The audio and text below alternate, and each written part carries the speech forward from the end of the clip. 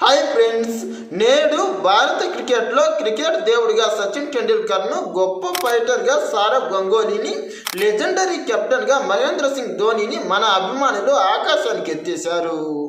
కానీ వీళ్ళందరి యొక్క విజయాలకు పరోక్షంగా కారకుడైనటువంటి రాహుల్ ద్రావిడ్ను మాత్రం చాలామంది అభిమానులు నిర్లక్ష్యం చేశారనే చెప్పాలి. ప్రధానంగా ఇతడు వీళ్ళలాగా భారీ షాట్లు ఆడకపోయినప్పటికీ, భారీ ఇన్నింగ్స్లు ఆడకపోయినప్పటికీ ఇతడి యొక్క ఆట తీరు మాత్రం అమోఘమనే చెప్పాలి. ఇతడి యొక్క బ్యాటింగ్ టెక్నిక్ అనేది ప్రస్తుతం ప్రపంచంలో ఏ ఆటగాడికి కూడా లేదనే చెప్పాలి.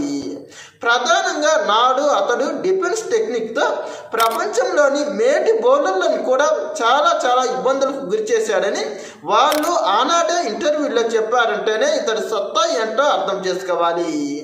మెయిన్గా టెస్ట్ క్రికెట్లో ప్రస్తుతం ఈ కాలం క్రికెటర్లు కనీసం 10 ఓవర్ల పాటు కూడా క్రీజ్లో నిలవలేకపోతుంటే, ఆ రోజుల్లోనే ప్రపంచంలో మేటి బౌలర్లను ఎదుర్కొని ఇతడు ఏకంగా దాదాపు 50 ఓవర్ల పాటు క్రీజ్లో నిలబడినటువంటి ఘనత ఇతడికి మాత్రమే సాధ్యమైంది.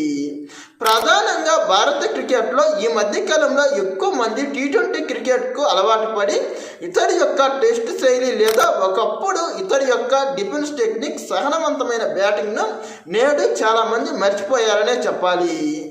ప్రధానంగా ఈ మధ్యకాలంలో కొందరు రాహుల్ ద్రావిడ్ చాలా స్లో బ్యాటింగ్ ఆడుతూ అప్పట్లో చాలా మందిని విసిగించారని కొందరు అంటుంటారు.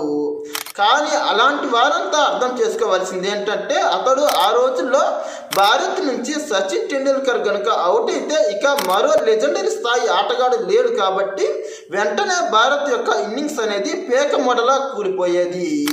మరి అలాంటి సిచ్యువేషన్ను ఫేస్ చేసేందుకు మిగతా ఆటగాళ్ళు స్వేచ్ఛగా ఆడేందుకు భారత క్రికెట్కు ఒక గోడలాగా అడ్డు పెట్టుకునే ఒక ఆటగాడి అవసరం ఎంతైనా ఉంది. మరి అలా భారత ఇన్నింగ్స్ను నిలబెట్టేందుకు ఆ గోడలాగా పనిచేసినటువంటి ఆటగాడే ఈ రాహుల్ ద్రావిడ్.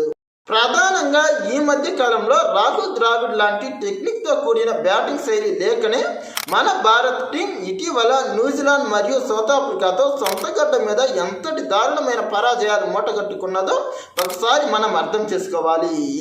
ప్రధానంగా ప్రస్తుతం రాహుల్ ద్రావిడ్ లాంటి ఒక్క బ్యాట్స్మెన్ ఉన్న మిగతా ఆటగాళ్ళు కాస్త స్వేచ్ఛగా ఆడుతూ భారత్ యొక్క ఇన్నింగ్స్ను గాడిన పెట్టేవారు. అతడి రిటైర్మెంట్ తర్వాత ప్రస్తుతం అతడి యొక్క అవసరం ఏంటో ప్రస్తుతం తెలిసి వస్తున్నది. నిజంగా అతడు ఆ రోజుల్లో ఆడినటువంటి ఆట అనేది చాలా అమోఘమనే చెప్పాలి. మెయిన్గా రాహుల్ ద్రావిడ్ ఆ రోజుల్లో ప్రపంచంలోని గొప్ప బౌలర్లు అయినటువంటి బ్రెట్లీ, గ్లెన్ మెక్గ్రాత్ మరియు డేల్ స్టెయిన్ లాంటి గొప్ప బౌలర్లను ఎదుర్కొని ఆ రోజుల్లో దాదాపుగా 50 ఓవర్ల పైగానే క్రీజ్లో నిలబడ్డాడంటేనే అతడి స్థాయి ఎలాంటిదో అర్థం చేసుకోవాలి. ప్రధానంగా నేడు ఎక్కువ మంది T20 క్రికెట్కు అలవాటు పడి టెస్ట్ క్రికెట్ను నిర్లక్ష్యం చేయడం మూలంగా రాహుల్ ద్రావిడ్ యొక్క గొప్పతనం నేటి ప్రపంచానికి సరిగ్గా పరిచయం కాలేదు. అంతేకాకుండా ఇతడు కేవలం టెస్టులకు మాత్రమే పరిచయం కాలేదు, వన్డేల్లో కూడా అతడు గొప్ప లెజెండరీ ఆటగాడే. ప్రస్తుతం దాదాపుగా వరల్డ్ నెంబర్ 1 బ్యాట్స్మెన్గా కొనసాగుతున్నటువంటి ఏబీ డివిలియర్స్ మరియు కెవిన్ పీటర్సన్ లాంటి గొప్ప ఆటగాళ్ళు కూడా 10,000 పరుగుల మైలురాయిని సాధించలేకపోయారు. కానీ ఇతడు మాత్రం ఆ రోజుల్లోనే 10,888 పరుగులు చేశాడంటేనే వన్డేల్లో ఇతడి యొక్క స్థాయి కూడా ఏమాత్రం తగ్గలేదనే చెప్పాలి. కానీ వన్డేల్లో మాత్రం ఇతడికి అంత పేరు ప్రఖ్యాతులు లభించలేదు. ప్రధానంగా అందుకు కారణం వీరేంద్ర సెహ్వాగ్, సచిన్ టెండూల్కర్, మహేంద్ర సింగ్ ధోని, సౌరవ్ గంగూలీ లాంటి స్టార్ల ముందు ఇతడి యొక్క ఆట అనేది కాస్త కనుమరుగైందనే చెప్పాలి. అయినా కానీ ఇతడి యొక్క స్థాయి మాత్రం ఏమాత్రం తగ్గలేదనే చెప్పాలి. నిజంగా ఇతడు భారత క్రికెట్కు ఒక సైలెంట్ హీరో లాంటి వాడనే చెప్పాలి.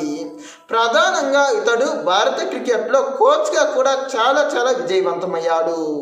రీసెంట్గా 2024లో జరిగినటువంటి T20 వరల్డ్ కప్కు భారత్కు కోచ్గా వ్యవహరించి ఏకంగా ఒక్క మ్యాచ్ కూడా ఓడిపోకుండా చివరి వరకు భారత్ను అజేయంగా నిలిపి మొట్టమొదటిసారిగా ప్రపంచ క్రికెట్లో ఒక్క మ్యాచ్ ఓడకుండా వరల్డ్ కప్ను సాధించి పెట్టినటువంటి కోచ్గా ఇతడు ప్రపంచ రికార్డును నెలకొల్పాడు.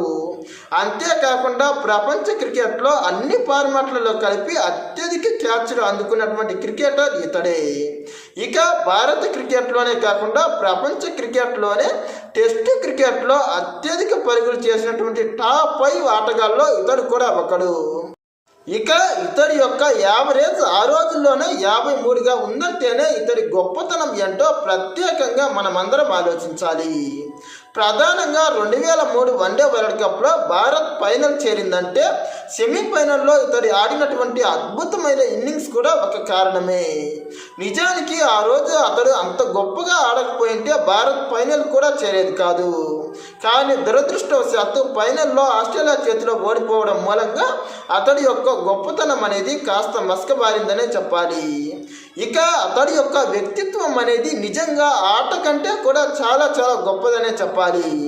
ప్రస్తుత తరంలో చాలా మంది ఆటగాళ్ళుగా గొప్ప పేరు ప్రఖ్యాతులు నమోదు చేసుకున్నప్పటికీ వాళ్ళ యొక్క ప్రవర్తన బిహేవియర్ ద్వారా ప్రస్తుతం తరచూ వార్తల్లోకి ఎక్కుతున్నారు. అలాంటి వాళ్ళంతా ఈ రాహుల్ ద్రావిడ్ను చూసైనా క్రికెట్లో ఎమోషన్స్ను ఎలా కంట్రోల్ చేసుకోవాలో నేర్చుకోవాలి. ప్రధానంగా మన టీం ఒకప్పుడు విదేశీ టూర్లకు వెళ్ళాలంటే టాప్ ఆర్డర్ కనుక విఫలమైతే మన పరిస్థితి ఏంటని చాలామంది అనుకునేవాళ్ళు. మరి అలాంటి సిచ్యువేషన్లో టాప్ ఆర్డర్ అస్సలు విఫలం అవ్వకుండా ఉండేందుకు ఒక గోడలాగా ఉపయోగపడే ఆటగాడే ఈ రాహుల్ ద్రావిడ్. నిజానికి భారత క్రికెట్ కూలిపోకుండా ప్రధానంగా భారత టెస్ట్ క్రికెట్ను ఇప్పటికీ కూడా సజీవంగా నిలపడంలో ఈ రాహుల్ ద్రావిడ్ పాత్ర ఎంతైనా ఉందనే చెప్పాలి.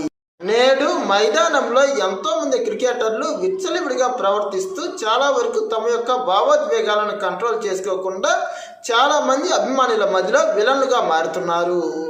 అలాంటి వాళ్ళందరూ ఈ రాహుల్ ద్రావిడ్ను ఆదర్శంగా తీసుకొనైనా కొంతైనా తమ యొక్క ప్రవర్తనను మార్చుకోవాలి. ప్రధానంగా ఇతడు తన యొక్క ప్రవర్తనతోనే కాకుండా అతడి యొక్క వ్యక్తిత్వంతో కూడా ఇంకా పేరు సంపాదించాడు. ప్రధానంగా 2018లో భారత్ యొక్క అండర్-19 కోచ్గా ఉన్నప్పుడు అతడికి ఆటగాళ్లకు సమానంగా జీతం రావాలని, ఆటగాళ్ల కన్నా అతడికి ఎక్కువగా సాలరీ ఇచ్చినప్పటికీ వాళ్ళకి కూడా సమానంగా ఇవ్వాలని వాళ్ళు కష్టపడ్డారని, తన స్థాయి ఏమాత్రం ఎక్కువ కాదని, వాళ్లకు ఎంత ఇచ్చారో అలాగే తనకు ఇవ్వాలని, తనకు ఎక్కువ ఇచ్చిన డబ్బును కూడా తిరిగి ఇచ్చి అందరికీ సమానంగా వచ్చేటట్లు చేసినటువంటి గొప్ప మనస్తత్వం ఇతడికి మాత్రమే సాధ్యమైంది. ప్రధానంగా 2007లో అతడికి భారత్ కెప్టెన్ అయ్యే అవకాశాలు ఉన్నప్పటికీ తన యొక్క బ్రాండ్ వాల్యూ పెంచుకునే అవకాశాలు చాలా మెరుగ్గా ఉన్నా వాటన్నింటినీ కూడా తన యొక్క స్టార్ హోదాను కూడా తగ్గించుకొని భారత క్రికెట్ యొక్క గొప్పతనానికి అతడు ఎంతగానో పాటుపడాడనే చెప్పాలి. నిజానికి భారత క్రికెట్ను కాపాడడానికి అతడు మనకు పరోక్షంగా చెప్పకున్నా అతడు చాలా త్యాగాలే చేశాడు.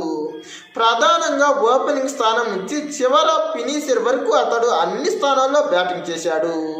అంతేకాకుండా వికెట్ కీపర్గా కూడా అతడు జట్టు అవసరాలకు అనుగుణంగా భారత్ క్రికెట్కు ఎన్నో మనపురాని విజయాలనే అందించాడు. కానీ ఇతడు ఎక్కువ స్ట్రైక్ రేట్తో ఆడడం లేదు అన్న ఒక చిన్న విమర్శతో ఇతడికి మిగతా స్టార్ ఆటగాళ్లకు, లెజెండరీ క్రికెటర్లకు ఉన్నంత గౌరవాన్ని, రెస్పెక్ట్ను మరియు డబ్బును మన భారతీయ క్రికెట్ మండలి కట్టబెట్టలేదనే చెప్పాలి. అతడికి అంతటి గౌరవం ఇవ్వకపోయినప్పటికీ అభిమానుల మధ్యలో మాత్రం అతడు ఎప్పటికీ లెజెండే. మరి ఇలాంటి గొప్ప లెజెండరీ క్రికెటర్కు పుట్టినరోజు శుభాకాంక్షలు. ఇలాంటి మరిన్ని ఇంట్రెస్టింగ్ వీడియోస్ కోసం మా ఛానల్ను సబ్స్క్రైబ్ చేయండి. ఈ వీడియో నచ్చితే లైక్, షేర్, కామెంట్.